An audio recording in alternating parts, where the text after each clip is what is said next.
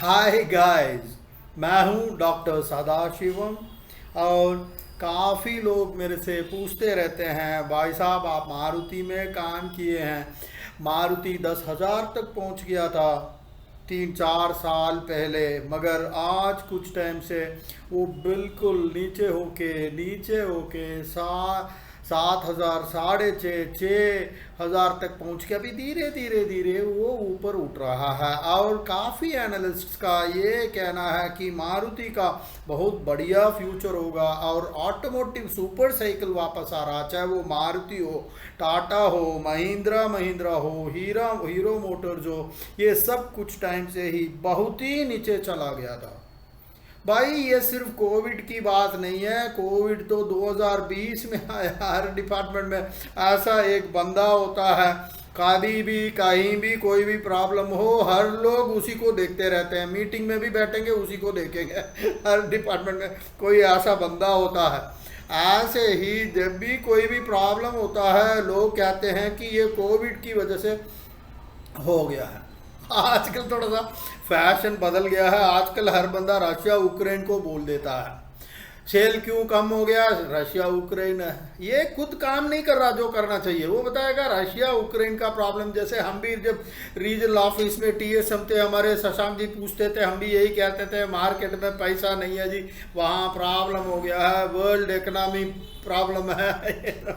चलो वो तो मजाक चलते रहना चाहिए जी, चाहे ट्रेनिंग हो, वीडियो पोस्ट हो। तो जो शेयर होल्डर्स मारुति में इन्वेस्ट किए हैं, सोच रहे हैं कि मारुति में पैसा लगाएं नहीं लगाएं, बढ़ेगा घटेगा, भाई अभी तो बड़ा इनकरेजिंग लग रहा है। क्योंकि वहाँ के एग्जीक्यूटिव डायरेक्टर साहब है शशांक जी, उनके अंडर मैं काम भी किया हुआ हूँ। जब मैं टीएसएम मारुति में था, टेरिटरी सेल्स मैनेजर, उनके साथ डायरेक्टली बात किया हूँ और उनका इंटरव्यू आज टेलीविजन में आया है। जो भी उन्होंने बताया वो सब मैं हिंदी में आपको बढ़िया तरीके से समझाने की कोशिश करूँगा।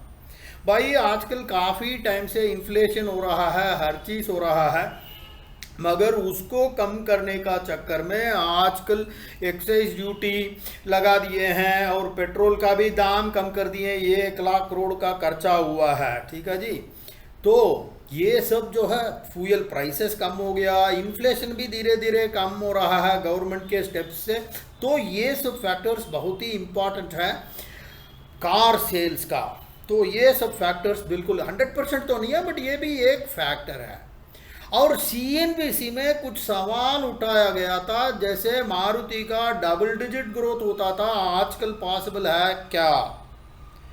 शशांक साहब ये कह रहे हैं कि आज की डेट में वॉल्यूम्स है, मारुति टोटल इंडस्ट्री वॉल्यूम्स है, टोटल इंडस्ट्री वॉल्यूम है 30.7 लाख, मतलब 7 छोड़ दो 3 मिलियन समझ लीजिएगा पैसेंजर कार्स की।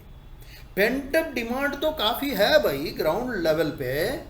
और इस साल से वो एक्सपेक्ट कर रहे हैं 34 से लेके 35 लाख तक वो एक्सपेक्ट कर रहे हैं। लास्ट ईयर मेरे ख्याल में 30.7 लाख है। तो इस साल उनका जो खुद का प्रेडिक्शन है जी, तो एक्सपर्ट्स का नहीं है, ये शशांक जी जो एग्जीक्यूटिव डायरेक्टर है वो भी तो एक्सपर्ट है, वाला बात है सारी, मैंने ऐसा बोल दिया था। तो ये है जी 35 लाख तक, 3.5 मिलियन। तो ये कह रहे हैं पूरे प्रोडक्शन को ट्रैक कर रहे हैं। लास्ट ईयर से ही आपको पता है कि 40% तक नादिर तक आ गया प्रोडक्शन। नादिर मतलब ग्राफ से जो सबसे नीचे पॉइंट को नादिर कहते हैं। ये टेलीविजन में भी नादिर नूदिर बोल देते हैं, लोगों को समझ नहीं आता जो हम जैसे हिंदी वालों को, तो मुझे हिंदी में ट्रांसलेट करना पड़ रहा है। तो अभी ये कहते हैं प्लांट का कैपेसिटी 95% हो चुके हैं और 100 लेवल तक पहुंचने का कोशिश कर रहे हैं। और शशांक जी हमेशा एग्जैक्ट वो 95-96 बोल के बड़ा पॉजिटिवली बात करेंगे कि वो बिल्कुल वो अपना 100% तक पहुंच जाएंगे, ठीक है जी। तो वो ये भी कह रहे हैं कि एग्जैक्ट वो डेट टाइम नहीं बता पाएंगे। वो थोड़ा सा टीवी लोगों का भी यही मजाक हो गया ना, हर टाइम पूछते हैं बताओ जी मार्केटिंग गाइडेंस दे दो, ये वो, इनको तो पूछना ही पूछना है। और दूसरी तरफ जो ऑफिसर है उनको तो ये कहना ही कहना है कि हम नहीं कहेंगे। कभी कभी उन्होंने पूछा ही नहीं, तब भी ये कुछ लोग जवाब दे देते हैं कि हम मार्जिन गाइडेंस नहीं बताएंगे। चलिए, ये सब तमाशा तो चलता रहेगा, मीडिया में चलता रहेगा भाई। जहाँ तक ये सेमीकंडक्टर अवेलेबिलिटी की बात है, ये जो सेमीकंडक्टर अवेलेबिलिटी की बात है जिस कारण से पिछले साल प्रोडक्शन नहीं हो पाया, तो इस साल से वो वीकली बेसिस पे मॉनिटर करते रहते हैं, ये शशांक जी का कहना है। और जहाँ तक मार्केट शेयर की बात होती है, एक ज़माने में 88-90% तक था जी, जब मैं रीजनल ऑफिस में काम करता था, मगर गिर के वो 45-40% तक आ चुका है। मगर शशांक जी का ये कहना है उसमें से आप एसयूवी सेगमेंट को आप निकाल देंगे तो 67% है भाई, मारुति का 67% है भाई। और ये कहना चाहते हैं कि एसयूवी 47 मॉडल्स है इंडियन मार्केट में, 47 मार्केट मॉडल घूम रहा है, और मारुति का सिर्फ 2 है, एक ब्रीजा कार है और दूसरा आपके यस क्रॉस है, बस वही 2 है। 47 में सिर्फ 2 है। और ये कह रहे हैं मारुति का टारगेट है फुल तरीके से एसयूवी सेगमेंट को स्ट्रेंथन करेंगे आने वाले टाइम पे, और मार्केट को बिल्कुल 50% तक वो पहुंच जाएंगे। तो 50% का ये कहना है कि इंडिया में इतने सारे कंपनीज है, Ford, Tata, Mahindra, Hyundai, fiat, ये वो क्राइसलर, हर चीज़ गिनेंगे तो कहीं ना कहीं 25-30 कार कंपनी तो आ ही जाएगा भाई। कबड्डी ग्राउंड है, 29 लोगों को एक तरफ खड़ी कर दो, मारुति को यहाँ कर दो, तो मारुति एक आदमी सब जितना मिलके बनाएंगे उससे ज़्यादा ये बेचेंगे, तभी तो 50% होता ना, तो वो इसलिए 50-51%। तो ये एसयूवी पे काफ़ी फोकस करेंगे और 50% पे आ जाएंगे। और ये कबड्डी ग्राउंड तो ये कुछ मेरा एग्जाम्पल है, तो मैंने सोचा मेरा दिमाग में आया तो वो भी मैं बोल दिया। मतलब एसयूवी पे इनका फोकस रहेगा तो बिल्कुल 50% के ऊपर चल जाएगा भाई। आज की डेट में जैसे कमोडिटी प्राइसेस है, स्टील है, रोडियम है, अभी तो कम हो चुका है, तो लोग इनसे पूछ रहे हैं। स्टील में भी ड्यूटी लगा दिए हैं, एक्सपोर्ट में कुछ रेगुलेशंस लगा दिए हैं, जिस वजह से सप्लाई बढ़ेगी। आज भी एक आईएएस आईपीएस के लिए डेली न्यूज़ एक्सट्रैक्ट्स में एक बढ़िया आर्टिकल मैंने 15-20 मिनट का स्टील के बारे में डाला हूं, वो पढ़िएगा, वो अलग बात है। 20% स्टील एक्सपोर्ट होती है, अभी वो एक्सपोर्ट नहीं हो रही है क्योंकि ड्यूटी बढ़ा दी है। क्योंकि जब ड्यूटी बढ़ा देंगे तो ये वहाँ पे कॉम्पिटिटिव नहीं रहेंगे, और अंदर का सप्लाई थोड़ा सा ज़्यादा होगा, तो सप्लाई ज़्यादा होगा तो प्राइस कम होगा। तो स्टील आजकल मारुति का मार्जिन कम हो चुका, मतलब मारुति का पिछले साल 6.5% का हो चुका भाई। आप 5-6 साल पहले आप देखेंगे 15-16% तक इनका था। तो शशांक जी को ये कहना है, हाँ मटेरियल्स तो कम हो गया है, जो 6% का मार्जिन गाइडेंस है थोड़ा सा बढ़ेगा, मगर शशांक जी का तो हर चीज़ का आंसर है। वो ये कहना चाहते हैं कि जितने भी प्रॉफिट लेवल्स में थे 2017 में डबल डिजिट 15-16, उतने में तो जल्दी से जल्दी नहीं आ पाएंगे भाई। आपको याद है 10,000 तक शेयर प्राइस टच कर दिया था भाई। मैं भी यही बेंगलुरु में था, मैं पॉपकॉर्न खाते हुए मूवी में से बाल के देखा तो मारुति 9,900 कुछ 99, पता नहीं एग्जैक्ट याद नहीं, मतलब 10,000 तो पहुंच ही गया था, मतलब इतना तक तो पहुंच ही गया था। तो वो ये कह रहे हैं उस लेवल पे तो इमीडिएट नहीं बता सकते हैं, क्योंकि मगर उसके लिए ये कहना चाहते हैं कि पिछले 2 साल के कंपैरिजन बहुत ज़्यादा हो गया था, मगर कूलिंग तो थोड़ा बहुत हो रहा है, मगर इतना नहीं हो रहा है जैसे कि वो बिल्कुल प्रॉफिट्स में कहीं से कहीं ले जा। तो वो कुछ रेट्स भी बता रहे थे, जैसे स्टील का प्राइस है 38,000 पर टन था, अभी तो कम हो गया है, मगर 38 लेवल पे तो नहीं आया भाई। अभी तो मतलब 70, 80, 84 के आसपास घूम रहा है भाई पर टन। अभी 1-2 महीने पहले भी इतना था। चलिए वो तो पर केजी की बात कर रहे थे, 84 रुपया लगा लीजिएगा, मेरा माइंड तो टन में याद है। वो तो 84 रुपया पर केजी जो कुछ टाइम पहले था, उस 38 पे तो नहीं आया। अभी भी देखो कॉपर देखो कम तो हो गया है, मगर अभी $5200 है भाई कॉपर का, और एल्यूमिनियम भी कम हो गया, मगर इतना कम नहीं हुआ जब उस टाइम था। और रोडियम, पैलाडियम, रेयर मेटल्स, ये सब तो हमेशा शशांक जी बात करते हैं, आज ज़्यादा उस पर टच नहीं किए हैं। रशिया से आ रहा, साउथ अफ्रीका से आ रहे हैं, मैं सोच रहा था कुछ उसका बारे में चर्चा करेंगे। उन्होंने रोडियम, पैलाडियम वगैरह नहीं बताए। हाँ, रोडियम का तो कुछ प्राइस बताए, बाकी रेयर मेटल्स छोड़ दिए हैं। चलो जी, तो ये सब थोड़ा बहुत मार्जिन को तो हेल्प करेगा, मगर इतना मत समझना कि बहुत ज़्यादा फर्क पड़ेगा, इतना नहीं गिरा है। ये इनको कहना ये है, ठीक है जी।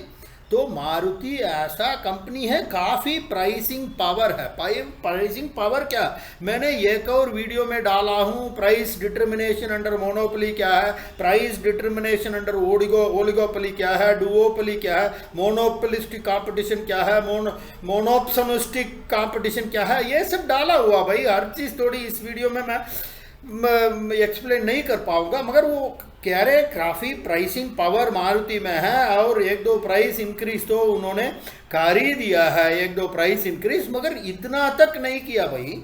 मारुति के पास प्राइसिंग कह रहे हैं और ये कह रहे हैं किया तो था, मगर इतना इंक्रीज नहीं हुआ जैसे कि अभी इंक्रीज्ड कम्युनिटी प्राइसेस जो 2 साल में हुआ, उतना कवर नहीं कर पाएंगे। हाँ, थोड़ा बहुत प्राइसिंग पावर को यूज करके थोड़ा बहुत जो हो सकता है वो कर दिया, कंपटीशन को माइंड में रखते हुए। भाई इलेक्ट्रिकल व्हीकल्स और बहुत ज़्यादा ज़रूरी है, क्योंकि हर कंपनी एक से इलेक्ट्रिक व्हीकल्स में घुसा हुआ। तो इनसे भी यही क्वेश्चन पूछा गया सोनिया अपने CNBC का करस्पॉन्डेंट। तो भाई मारुति क्या सोच रहा है, कब ले आएंगे? 24 में ले आएंगे, थोड़ा सा जल्दी ले आइए, 23 में ले आइए, थोड़ा सा फर्स्ट मूवर एडवांटेज सब ले रहे हैं, तो आप भी थोड़ा ले लो भाई। तो शशांक जी ये कह रहे हैं कि लॉन्च करने के लिए मारुति कुछ करता, मैं ऐसा नहीं है कि मतलब मारुति कहते हैं लगाने के लिए हम नहीं लगाएंगे, लॉन्च करने के लिए हम नहीं करेंगे, सब लोग पानी पूरी खा रहे हैं तो हम भी पने, ऐसा नहीं है। तो वो ये कह रहे हैं 2 इंपॉर्टेंट फैक्टर्स है, एक हाई एक्विजिशन कॉस्ट है और दूसरा जो चार्जिंग इंफ्रास्ट्रक्चर है डिसाइड लेवल पे नहीं आया। तो ये सबको माइंड में रखते हुए स्टेप बाय स्टेप अपना डिसीजन लेना है। ऐसा नहीं है कि उसने कर दिया तो मारुति भी कर देगी, क्योंकि मारुति ऐसा कभी करता भी नहीं है, मारुति करेगा भी नहीं है। तो ऐसे ही चलता रहेगा और प्लान वही रहेगा। 24 तो उन्होंने नहीं बताया, मगर जो भी अर्लियर प्लान जो भी बताए हैं उसी बेसिस पे वो चलता रहेंगे, ठीक है जी। और उसके बाद येन का भी आज की डेट में डिप्रिशिएट हो गया जी, हर करेंसी डिप्रिशिएट हो रहा। अभी 136 पर डॉलर जा रहा है और कह रहे हैं और भी नीचे होके 140 145 तक पहुंच जाएगा। और उसका क्या इम्प्लीकेशन है भाई, क्योंकि बहुत ज़रूरी है, हर चीज़ की हम बात कर रहे हैं, प्राइसिंग की बात कर रहे हैं, ये सब की बात कर रहे हैं, revenue guidance, profit guidance, share holder value कि भाई जिसने बेचारा 10,000 में मारुति शेयर खरीदा है वो बेचारा 7,000 में बैठा हुआ है 30%। ये कोविड की बात नहीं है, ये तो 2017 से ही नीचे गिरना शुरू हो गया भाई, वो अलग बात है। तो वो सबका क्या इफेक्ट पड़ेगा? शशांक जी ये कहते हैं कि हाँ भाई काफ़ी सारे मारुति का इंपोर्ट्स है वो डॉलर डिनोमिनेटेड है, जापानीज येन से है, तो थोड़ा बहुत तो उसमें फ़ायदा होगा ही, मगर बाकी तो उन्होंने ये बताया फाइनेंस वाले बताएंगे भाई।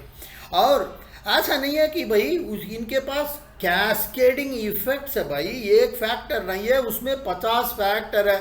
उस पर टायर 1 वेंडर है, टायर 2 वेंडर है, कोई वेंडर जापान से कर रहा है, उस पर डालेगा, फिर वो हमारे पास भेजेगा टायर 1, टायर 2, टायर 3। तो एग्जैक्ट कह नहीं सकते हैं, मगर वो उनको कहने का ये है कि हाँ येन वीकनिंग से काफ़ी कुछ इंपोर्ट जापान से होने की वजह से थोड़ा सा फर्क पड़ेगा, मगर कितना वो नहीं बताएंगे, क्योंकि उसका तो ट्रिपल इंटीग्रल कैलकुलस करके इकोनॉमेट्रिक्स पढ़ना पड़ेगा भाई। बहुत बढ़िया इंटरव्यू है, बिल्कुल स्पष्ट तरीके से एक एक चीज़ उन्होंने क्लैरिफाई किया है, जो भी लोगों के माइंड में डाउट था वो सब क्लियर कर दिया। मगर वो जो हाई लेवल का इंग्लिश बोल देते हैं नादिर पादिर, ये सब मार्जिन गाइडेंस, ये सब पढ़े लोग भाई, पढ़े लिखे लोग तो समझ लेंगे, मगर बाकी रिक्शा वाला भी लगा रहा है, दुकानदार लगा रहा है, हर बंदा CNBC देखता है, उनको क्या समझ आएगा भाई।